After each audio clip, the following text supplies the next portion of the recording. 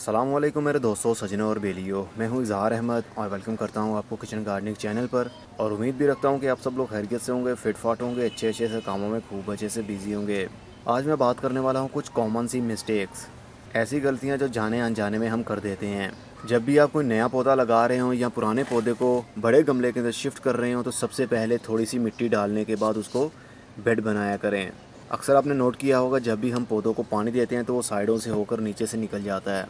चाहे मिट्टी का गमला हो या फिर प्लास्टिक का गमला हो, दोनों में ये इशू रहता है। तो उसके लिए सबसे पहले जो मिट्टी आप यूज़ कर रहे हैं उसको अपने हाथ से ही बारीक कर लीजिए, पाउडर सा बना लीजिए।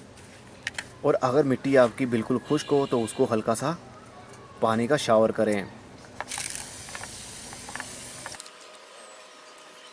हल्का सा पानी का शावर इसलिए करेंगे ताकि मिट्टी थोड़ी सी कॉम्पैक्ट हो सके। बिल्कुल ड्राई मिट्टी का नीचे बेड नहीं बनता, हल्का सा मॉइस्चर होगा तभी वो नीचे टिक पाएगी। 1 या 2 इंच मिट्टी डालिए गमले के अंदर और उसको अपने हाथ से, फिंगर से अच्छे तरीके से पुश कर दीजिए ताकि नीचे एक बेड बन जाए। अब ये नीचे वाला एरिया हार्ड हो चुका है। अब हम पानी देंगे तो फ़ौरन वो नीचे से ड्रेन नहीं होगा। अब हम नॉर्मली मिट्टी डालेंगे जैसे पौधों के लिए यूज़ करते हैं और इसके अंदर पौधे को शिफ्ट कर सकेंगे। जब भी आप कोई पौधा लगाएं तो इस तरह ज़रूर किया करें, इससे पानी के साथ साथ मिट्टी बाहर नहीं निकलती नीचे से। अक्सर हमारे गमलों की मिट्टी के ऊपर सब्ज़ी अकाई सी उग जाती है। इस सब्ज़ अकाई को हम अगर रिमूव ना करें तो ये ऊपर वाले एरिया को बाउंड कर देती है। समझ लीजिए मिट्टी को ऑक्सीजन नहीं मिलने देती है। पानी हम जब देते हैं तो वो ऊपर वाले सरफेस एरिया पर काफ़ी घंटों तक खड़ा रहता है और पानी के ऊपर बबल्स से भी फील होते हैं आपको। पानी ऊपर वाली सतह पर ही खड़ा रहने की वजह से नीचे वाली मिट्टी की ज़रूरत पूरी नहीं हो पाती, जिसकी वजह से पौधे की ग्रोथ रुकने लगती है। और हर वक्त ये वाला एरिया हरा रहने की वजह से पानी इस एरिया के साथ साथ टच रहता है, मतलब ट्रंक के साथ, जिसकी वजह से फंगल इन्फेक्शन होने का बहुत ज़्यादा चांस रहता है।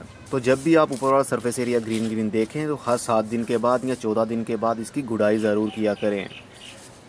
आधे आधे इंच की या 1 इंच की आप डेप्थ में गुड़ाई कर सकते हैं। इससे 2 फ़ायदे होते हैं। एक तो जो वीड, जो जड़ी बूटियाँ उग जाती हैं वो भी किल हो जाती हैं, और दूसरा मिट्टी का एरेशन सिस्टम भी अच्छा बन जाता है और अकाई भी ख़त्म हो जाती है, फंगल इन्फेक्शन होने का ख़तरा भी ख़त्म हो जाता है। और इस तरह मिट्टी भुरभुरी हो जाती है।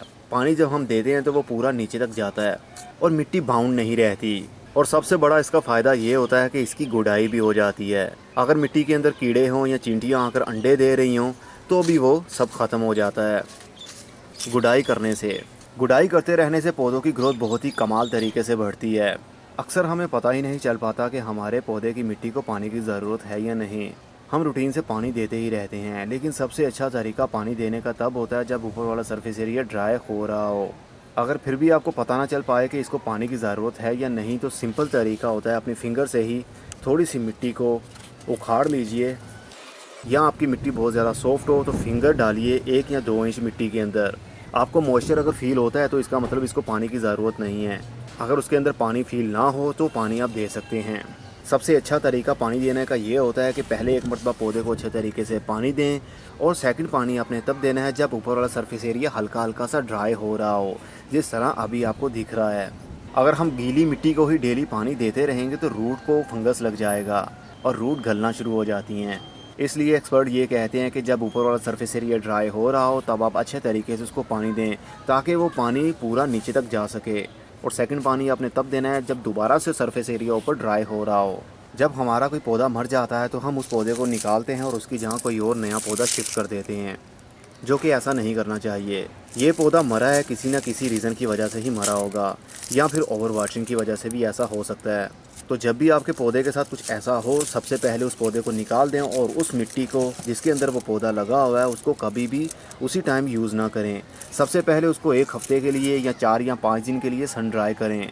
सूरज की रोशनी में इस मिट्टी को फैला दीजिए। जब ये कंप्लीट ड्राई हो जाए उसके बाद इसको गमले के अंदर भर के कोई पौधा लगा सकते हैं, क्योंकि गीली मिट्टी के अंदर बहुत चांसेस होते हैं कि इसके अंदर फंगस होगा, जिसकी वजह से आपका दूसरा पौधा भी मरा है। और अगर आपको यकीन है कि आपने ओवर फर्टिलाइज किया है, मतलब ज़्यादा खाद दी है जिसकी वजह से आपका पौधा मर रहा है, तो ओनली उसी मिट्टी के अंदर कोई भी पौधा मत लगाइए, नहीं तो वो भी जल जाएगा।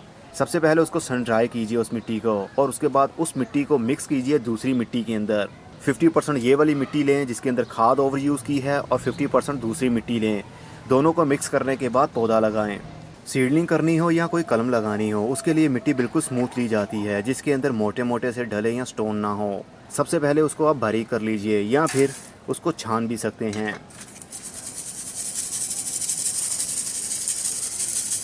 ये भी मिट्टी ही है, इसके अंदर कोई भी पत्थर नहीं है, लेकिन इसको थोड़ा सा हाथ से रब करना पड़ेगा। थोड़ा सा इसको रगड़ेंगे तो ये पाउडर बन जाता है। थोड़ी सी हमारी मेहनत तो लगती है, लेकिन हमारे फ्यूचर पौधे के लिए बहुत ही अच्छी चीज़ बन जाती है ये।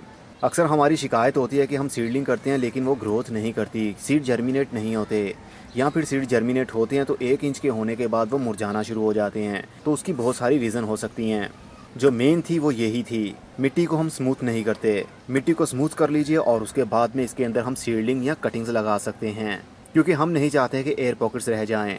अगर इस तरह की हम मिट्टी यूज़ करेंगे जिसके अंदर छोटे छोटे से मिट्टी के ढले भी होंगे तो इससे एयर पॉकेट्स रह जाते हैं। और जिस जगह पर आपका वो बीज लगा है वहाँ पर हवा का छोटा सा भी एयर पॉकेट रह गया तो वहाँ पर सीड को फंगस लग जाएगा, या कटिंग के उस एरिया में रह गया जहाँ से उसकी रूटिंग शुरू होनी है तो वहाँ पर भी फंगस लग जाएगा, जिसकी वजह से आपकी मेहनत बेकार जा सकती है। जब हमारे पास बहुत सारे पौधे हों तो हम जल्दबाजी में पानी देते हैं पौधों को, डायरेक्ट पाइप को पकड़ते हैं और पानी का थ्रो कर देते हैं, तो इससे गमलों की मिट्टी अपनी जगह से हट जाती है और रूट्स विजिबल होने लगती हैं। जब रूट्स विजिबल होने लगें तो जाहिर सी बात है पौधा डी शेप होने लगता है और उसकी ग्रोथ रुकने लगती है। इसलिए जब भी आप पानी दें तो शावर की मदद से दें या फिर बहुत नाइसली दें। पानी का दूर से थ्रो करने की वजह से मिट्टी अपनी जगह से हट जाती है और गमले से मिट्टी बाहर निकल आती है, जिसकी वजह से आपका घर भी गंदा होता है और मिट्टी भी गमले से बाहर निकलती रहती है।